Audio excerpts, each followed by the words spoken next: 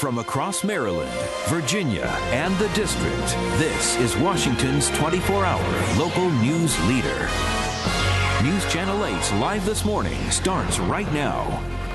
7 minutes now before 10 o'clock. The second leading cause of cancer-related deaths in the United States is the result of a disease most of us would probably just as soon not mention, colorectal cancer. But in this case, silence can be deadly.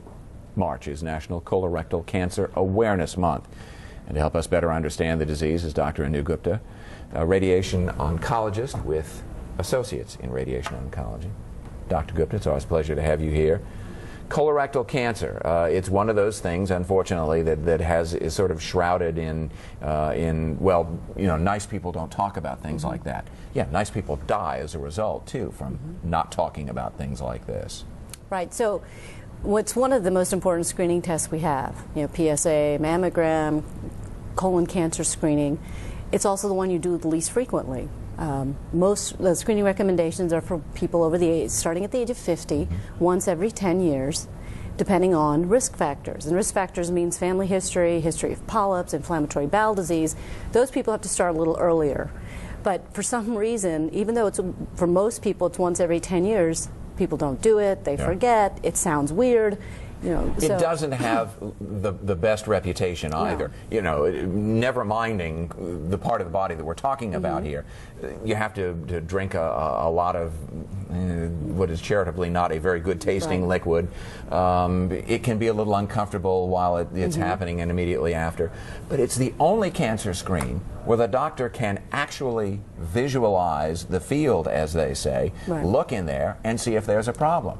Right, and most of these colon cancers arise from polyps, and if those polyps can be removed early, they're less likely to develop into a malignancy. And so you're right, there's a lot of barriers to getting colon cancer screening, but frankly, it really should be part of your, you know, put on your calendar and you're made aware of, because you really will. The treatments for early stage disease are limited. It's usually surgical resection.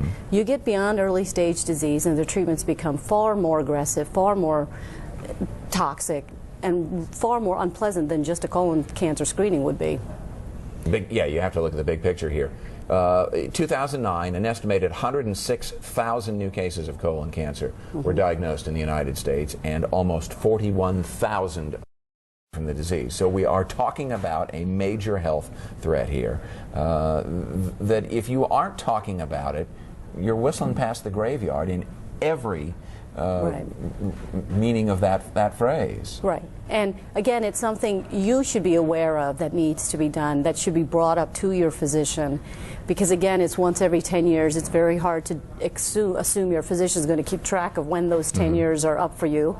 So it's very important that you keep track of what you're doing. And most importantly, the number one sign that people need to report to their physicians if they ever notice is a change in bowel habits. Yeah. So if that ever happens, you definitely don't wait till you're 50. Talk to your doctors. If it happens in those 10 years in between screening, tell your doctor, because that's a hallmark sign of something happening. Are there risk factors that we need to be looking for? That's one. Change in caliber stool, change in color of stool, blood in your stools, weight loss, abdominal cramping. So those are usually the signs to look out for. You get a lot of information at this website. Go to raddocs.com. Dr. Anu Gupta, it's always a pleasure. Thank you for joining us.